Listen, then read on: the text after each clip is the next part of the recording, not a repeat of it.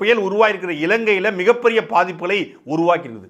கிட்டத்தட்ட 10 நாட்களில் 1000 மில்லிமீட்டர் மழை ஒட்டுமொத்தமான இலங்கை முழுமையுமே பெஞ்சி தீர்த்திருக்கு. இப்போது மழை பெய்து கொண்டிருக்கிறது. குறிப்பாக கொழும்பில் தொடங்கி மன்னார் வரைக்குமே கிட்டத்தட்ட கடலில் முழுகிச்சு. ஒரு தீவு, ஏற்கனவே ஒரு தீவு, இலங்கைக்குள்ள குட்டி குட்டி தீவுகள் உருவாக்குது.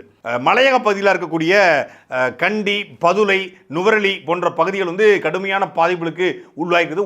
ஒரு கிராமமே மலைச்சரிவில் மொத்தமாகவே மூழ்கக்கூடிய அளவுக்கு, ஒரு கிராமமே இல்லாத அளவுக்கு மாறி இருப்பதாக பாதிக்கப்பட்டவர்கள் சொல்றாங்க. அதே போல இதுவரைக்கும் இலங்கையில் பெய்த அந்த கனமழையில் பெருவெள்ளத்தில் கிட்டத்தட்ட 200 பேர் மரணம் அடைஞ்சிருக்காங்க.